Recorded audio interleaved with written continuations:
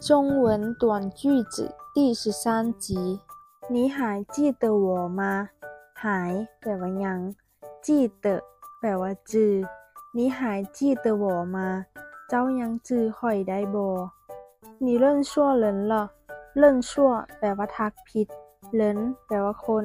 你认错人了เจ้าทักผิดคนแล้ว这事你一定要帮我这แปลว่านี้ซื่อแปลว่าเทื่ออีติ้งแน่นอนปางสวย这事你一定要帮我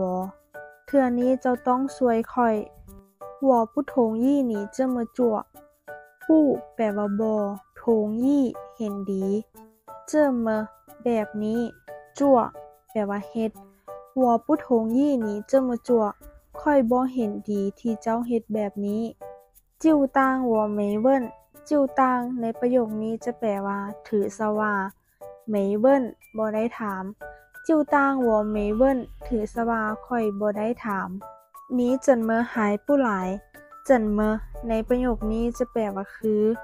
หลายแปลว่ามานี้เจินเมอหายผู้หลายเจ้าคือยังบ่มาป่านนี้โยไปฟังเกอจือละโยแปลว่าอีกแล้วเป้ยถือฟังเกอจือแปลว่าเทโยไปฟังเกอจือละถึกเทอีกแล้ว你适应这儿的生活了吗适应แปลว่าปรับตัวเข้า生活แปลว่าชีวิต你适应这儿的生活了吗เจ้าปรับตัวเข้ากับชีวิตอยู่นี้ได้แล้วบ่你来的正好正好แปลว่าพอดี你来的正好เจ้ามาได้เวลาพอดีเลย还有半小时就到了还有ถ้าแปลตามตัวจะแปลว่ายังมีแต่ประโยคนี้จะแปลว่าอีก半小时ครึ่งชั่วโมงจิ้วแปลว่าก็เต้าแปลว่าฮอด还有半小时就到了อีกครึ่งชั่วโมงก็ฮอดแล้ว什么事让你这么高兴啊什么事แปลว่าเรื่องหยังร่างแปลว่าเฮ็ดเจิมในประโยคนี้จะแปลว่าป่านนี้เกาชิ่งแปลว่าดีใจ什么事让你这么高兴啊เรื่องหยังเฮ็ดให้เจ้าดีใจป่านนี้我不会开车หุยในประโยคนี้จะแปลว่าเป็น开车ขับรถ我不会开车ค่อยขับรถบ่เป็น家里的空调坏了家แปลว่าเฮือน空调แปลว่าแอร์ห้วยแปลว่าเพ家里的空调坏了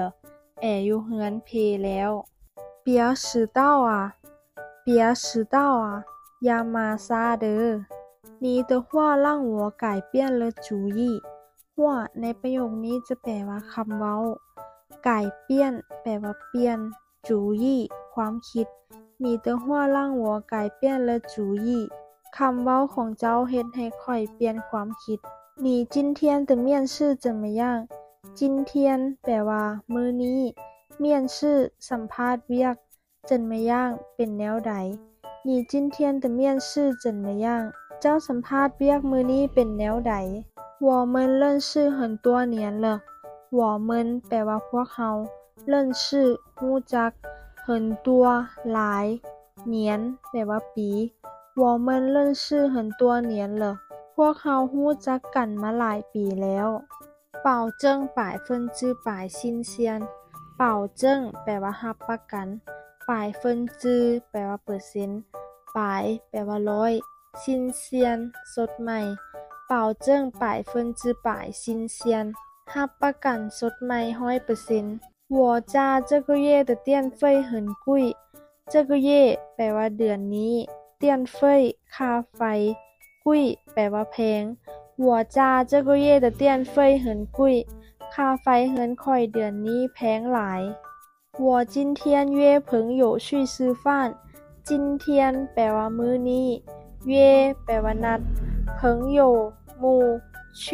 ไป吃饭กินข้าว我今天约朋友去吃饭มื้อนี้ข้อยนัดหมู่ไปกินข้าว